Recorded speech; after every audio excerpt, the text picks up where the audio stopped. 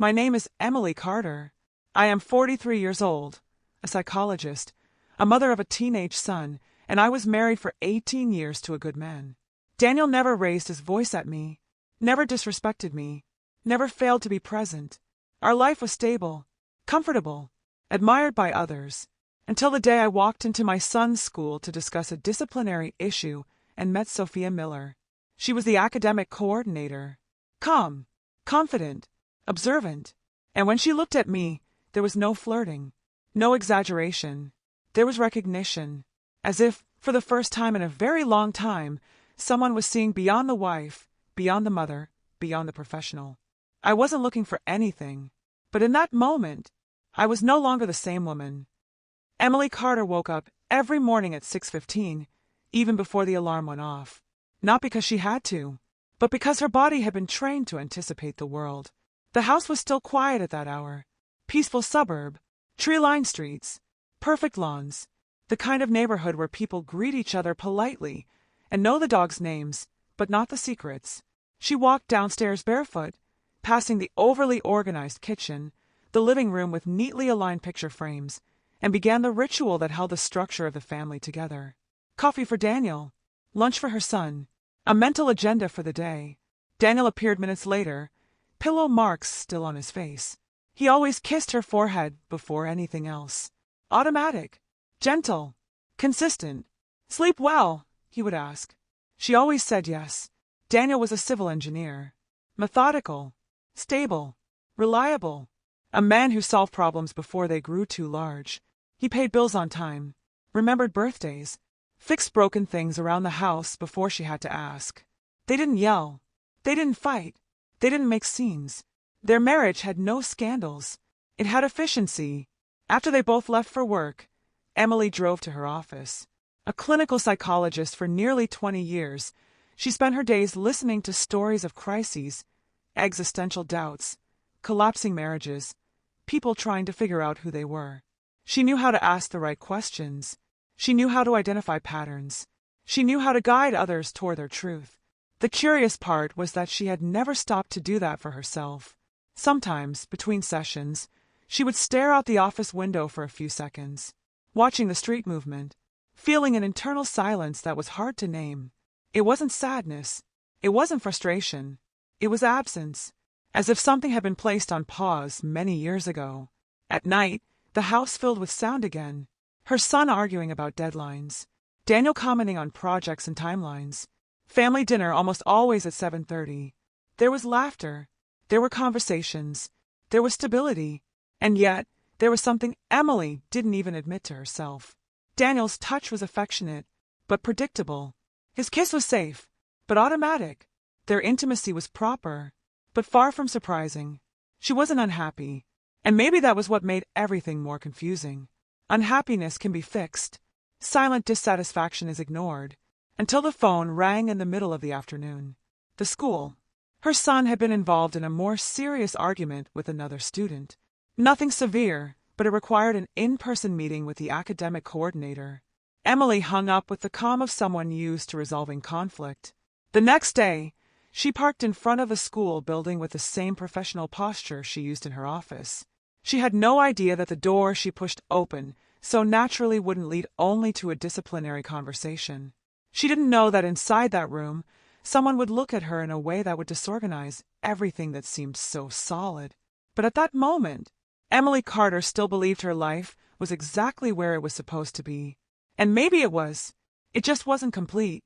The coordinator's office was spacious, too organized, shelves lined with neatly labeled folders, subtle motivational frames on the walls, a lightwood desk positioned strategically between authority and warmth.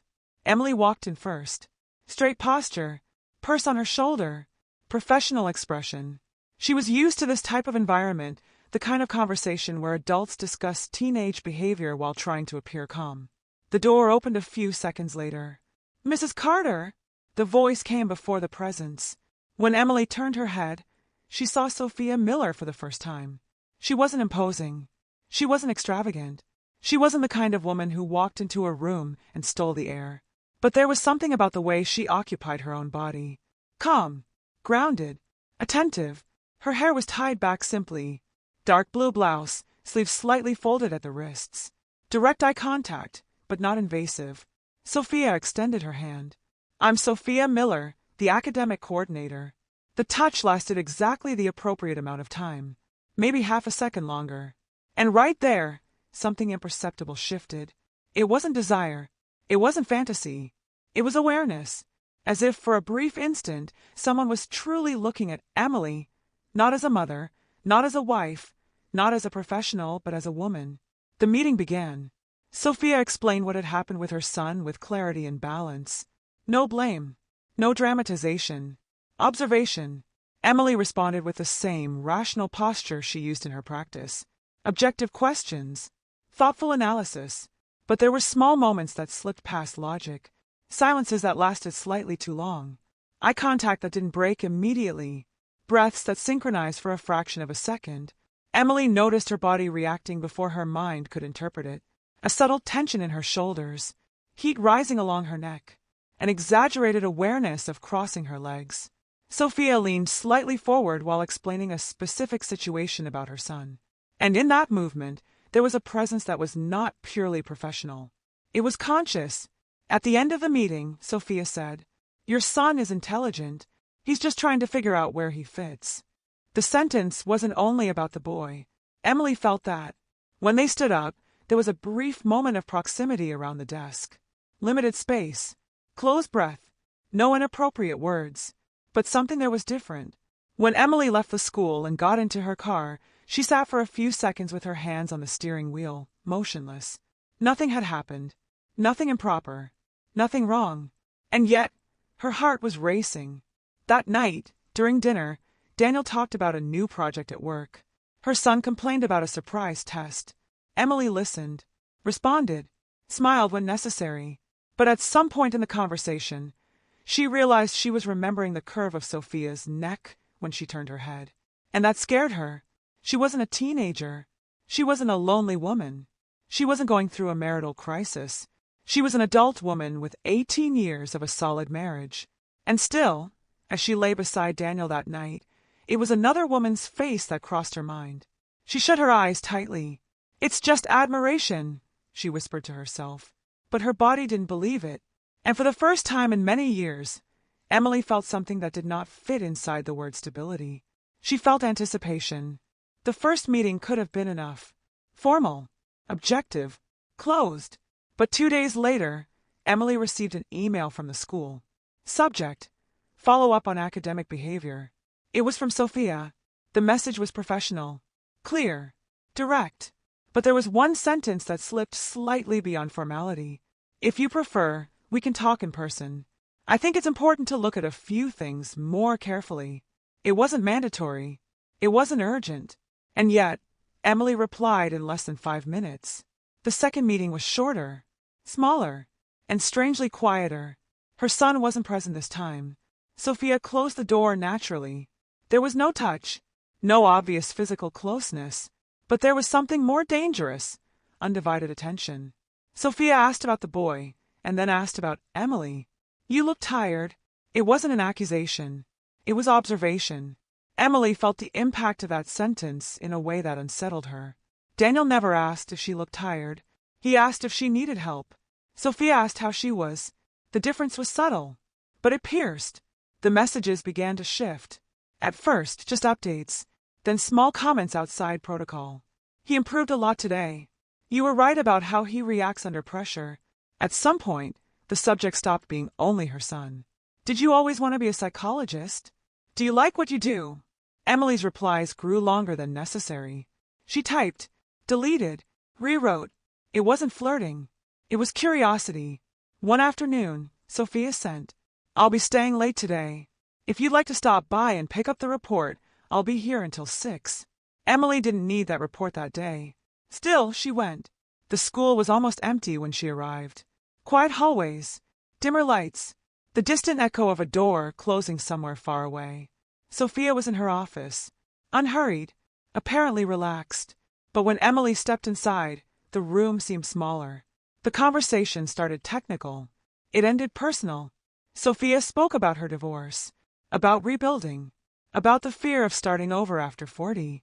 Emily listened with attention that went beyond professional empathy. She recognized something there. Not in the story, but in the vulnerability. There was a specific moment. Silence. Eyes that didn't break contact. Breathing that subtly shifted rhythm. Sophia moved just enough to place a document on the desk. Their fingers almost touched. Almost. And in that almost, there was more intensity than in years of stability. That night, Daniel noticed. Not what was happening, but that something was.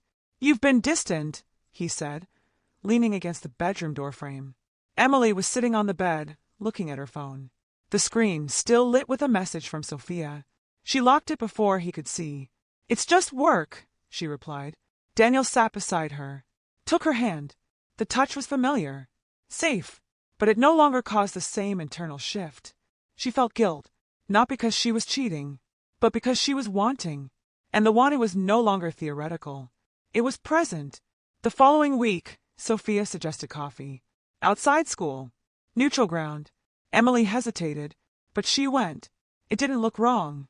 Two women talking about life, work, motherhood. But beneath every sentence, there was an invisible current. When they laughed a little too close. When they fell silent, the silence was charged. And at one point, Sophia asked, "Are you happy, Emily?" The question dropped like a stone into still water. No one had ever asked her that. Not about stability. Not about marriage. About happiness. Emily took too long to answer. And for the first time, she realized she didn't know. The first conscious touch happened while crossing the street. A car approached faster than it should have. Sophia grabbed her arm instinctively. Firm. Protective. And didn't let go immediately. The world kept moving. But something had already crossed an invisible line. When they said goodbye, there was no kiss. Not yet. But their faces were too close. And they both knew. By then, it wasn't coincidence anymore. It was choice. Daniel was not a suspicious man. He was observant. The first thing that changed wasn't touch. It was timing. Emily began taking a few seconds longer to respond when he spoke. She would blink, as if returning from somewhere else. Then came the small details. Her phone placed face down on the table. The screen dimmed too quickly. Smiles that weren't shared. Daniel didn't ask immediately. Insecure men accuse. Attentive men analyze. One Tuesday night, during dinner, their son was talking about a school assignment. Emily listened with unusual intensity. Asked too many follow-up questions. Daniel watched. "You've been talking to the coordinator a lot, haven't you?" he asked casually. The question was simple, but her heart sped up in a way that did not go unnoticed. "Yes, it's about the follow-up," she replied too quickly. Daniel nodded, but something in his expression shifted. Not jealousy, discomfort. That same week, he woke up in the middle of the night and noticed her side of the bed was empty. He found Emily sitting in the living room, illuminated only by the glow of her phone. She didn't hear him approach. The smile on her face was small, contained, but real. Daniel didn't see the message. He saw something stronger. She was alive in that moment, more alive than she had seemed in months. "Everything okay?" he asked. She nearly dropped the phone. "Just can't sleep." Daniel sat beside her. Silence. He didn't press the subject. But that night, he didn't sleep either. The signs began forming a pattern. She dressed more carefully on days she went to the school, chose less neutral clothes, wore perfume she hadn't used in years. Daniel noticed. It wasn't confirmed betrayal. It was emotional displacement. And maybe that hurt more. The turning point came on a Saturday. Emily was in the shower when her phone vibrated on the bathroom counter. Daniel didn't pick it up. He wasn't that kind of man. But he saw the name before the screen went dark. Sophia. No last name. No formality. Just Sophia. And that was enough. When Emily came out of the bathroom, she found Daniel sitting at the edge of the bed. There was no anger in his posture. There was a question. "Are you in love with someone?" His voice didn't shake, but it was lower than usual. Emily felt the world contract. She could lie, deflect, minimize, but his eyes weren't accusatory. They were honest. She opened her mouth. Nothing came out. The silence answered first. And Daniel understood. He didn't yell, didn't break anything, didn't use the word cheating. He just asked, "Did I lose you?" That question was crueler than any accusation. Because Daniel wasn't fighting another man. He was realizing that he might never have been the full center of her desire. And that is not something effort can fix. That requires truth. That night, they lay in the same bed with miles between them. Daniel stared at the ceiling. Emily stared into the dark. She felt the weight of what she hadn't yet said. Because this wasn't about temptation anymore. It wasn't about confusion. It was about identity. And once identity wakes up, stability is never enough again. The rain started late in the afternoon. Not a violent storm, but steady enough to delay everything. Emily was in the school parking lot when she realized her car wouldn't start. Dead battery. Headlights left on. She let out a tired sigh. The building was nearly empty. Only one office still had the lights on. Sophia. Emily hesitated for a few seconds before walking back inside. It wasn't necessary, but it was convenient. Sophia opened the door before Emily even knocked. "You're still here?" The tone wasn't surprise. It was awareness. Emily explained about the car, trying to keep her voice neutral, professional. But the rain against the windows created an atmosphere that felt too enclosed, too intimate. Sophia offered to wait with her until roadside assistance arrived. Indefinite time. Reduced space. A nearly silent building. They stood near the window, watching the rain fall over the empty parking lot. "Sometimes we only realize something isn't working when we're forced to stop," Sophia said quietly, eyes still on the glass. The sentence was simple, but it wasn't about the car. Emily felt it land in her chest. "I wasn't looking for anything," she murmured, almost like a confession. Sophia turned her head slowly. "I know." The silence that followed wasn't uncomfortable. It was charged. Emily could hear her own heartbeat in her ears. The air felt heavier, her body more present. Sophia took one step forward. She didn't invade. She didn't pressure. She simply shortened the distance. Her perfume was subtle, clean. "Are you happy?" Sophia asked again, this time barely above a whisper. Emily tried to answer, but the response didn't come in words. It came in proximity. Their eyes didn't break contact. The space between their faces diminished slowly. No rush, no impulse. Emily could have stepped back. And for a second, she thought about Daniel, about her son, about the house lit up at that very moment. But she also thought about the question she had been avoiding for months. Who was she when no one was watching? It was Sophia who rested her forehead gently against hers first. Light contact. Shared breath. The kiss didn't begin on the lips. It began in the decision not to move away. When their mouths finally touched, it was slow, careful, almost reverent. Nothing wild, nothing chaotic, but deep. A kiss without urgency. A kiss with recognition. Emily felt something she had never felt with Daniel, not because of his lack, but because of her own. Wholeness. When they pulled apart, neither of them spoke immediately. The rain kept falling, but the silence had changed. It was irreversible. In that instant, Emily knew she had crossed a line that could not be erased. And the most frightening part wasn't the guilt. It was the relief. After the rain, nothing returned to normal. Not officially, but internally, everything had shifted. Emily did not wake up the next morning filled with regret. She woke up aware. The memory of that kiss lingered, not on her lips, in her chest. She moved through the morning routine like always. Coffee, work, patience. But between sessions, she reached for her phone. Sophia didn't text first, and that almost drove her crazy. It was Emily who finally wrote, "Did you get home okay last night?" Simple, careful, insufficient. The reply came minutes later. "I did.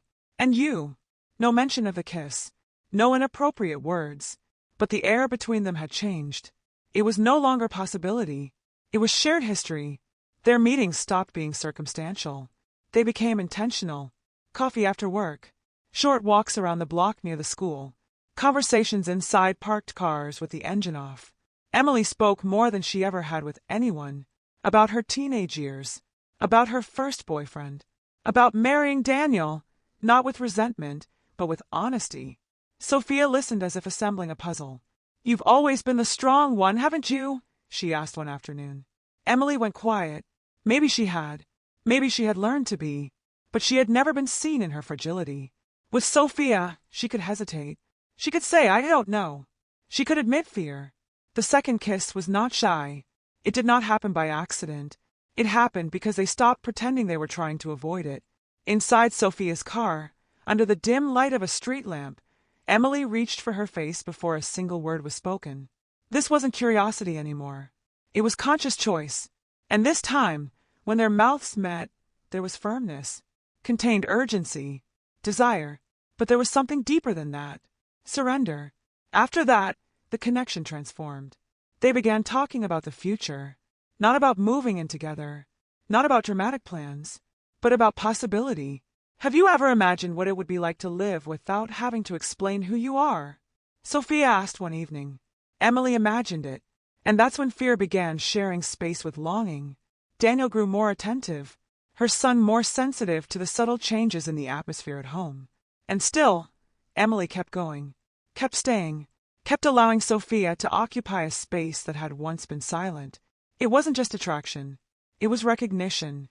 It was the feeling that, for the first time, someone saw not the constructed version of her, but the essence. One night, Sophia held Emily's hand and said something that shifted the weight of everything. "I don't want to be your secret." There was no accusation, only truth. And in that moment, Emily understood that the suspended state could not last. She could continue divided, or she could choose, and choosing meant breaking something. Maybe everything. For the first time in 18 years, Emily realized that stability and truth are not always the same thing. And once you taste truth, you cannot unknow it. Emily knew she was postponing the inevitable. Daniel could feel it. Sophia could sense it. And she could no longer pretend she was standing in the middle. That Friday night, she drove to Sophia's apartment, not as an escape, but as someone who needed to feel before deciding. The apartment was simple. Low lights, a window slightly open, letting the cool night air in. No staged atmosphere. No performance. Sophia opened the door and didn't speak immediately. They stood there, facing each other, carrying weeks of tension between them. "You came," Sophia said softly. Emily nodded. "I needed to." It wasn't about desire in that moment. It was about truth. They moved closer slowly, as if aware that every inch mattered. The kiss started with contained urgency. There was no more hesitation. There was surrender. Their hands were no longer cautious. They explored, not wildly, not recklessly, but with intention, as if both understood that this wasn't just physical. It was decisive. Emily felt her body respond in a way she had never allowed before. It wasn't only pleasure. It was alignment, recognition, belonging. Sophia held her face firmly and whispered, "I don't want to be the woman you visit. I want to be the woman you choose." The words cut through everything. Because lying beside her, breathing in the same rhythm, Emily realized she had already chosen. She just hadn't had the courage to admit it. The intensity of that night wasn't in the gestures. It was in the vulnerability. They spoke about fear, about her son, about judgment, about the possibility of losing everything. And still, when silence settled between them, their bodies didn't move apart. Emily rested her head on Sophia's chest and listened to her heartbeat. Strong, steady, present.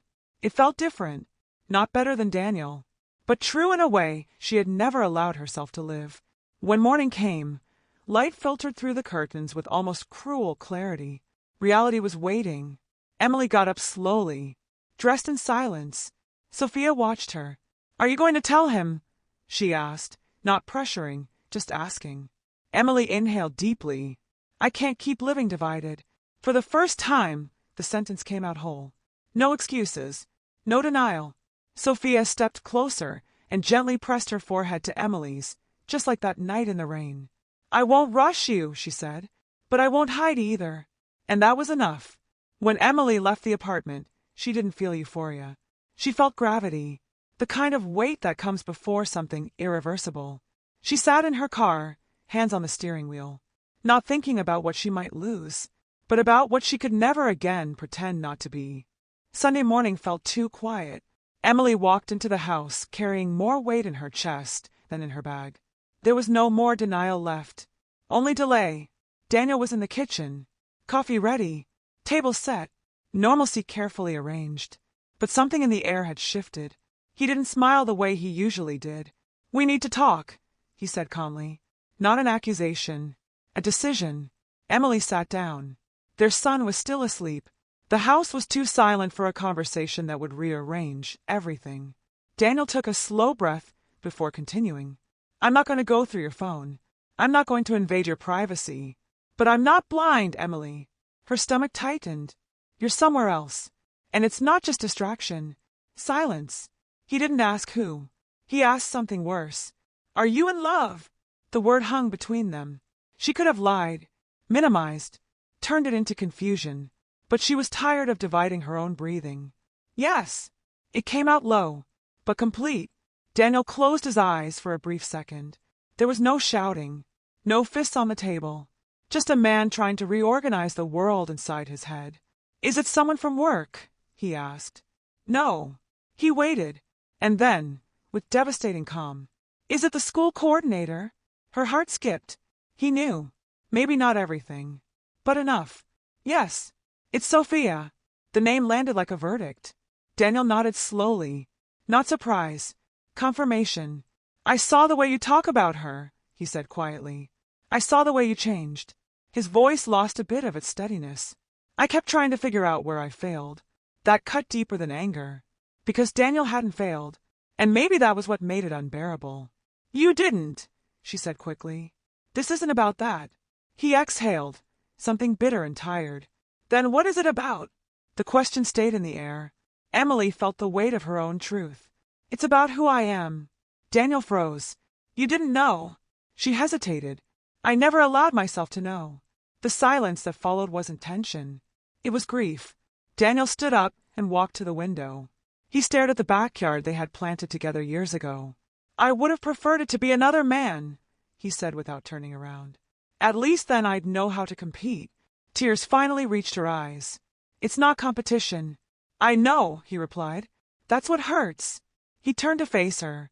No hatred, just adult sadness. Do you love me? She closed her eyes. I love our story. It wasn't enough. Daniel nodded slightly, as if receiving the answer he had already prepared for. I'm not going to beg you to stay, he said. I don't want to be the house you hide in. The sentence stayed between them. He wasn't pushing her out, but he wasn't holding her either. It was choice, and that made it final. For the first time in 18 years, their marriage wasn't efficient. It was honest, and honesty changes everything. The conversation with Daniel did not end in shouting. It ended in silence. In the days that followed, the house felt too organized, too careful, as if every object already knew something was about to shift.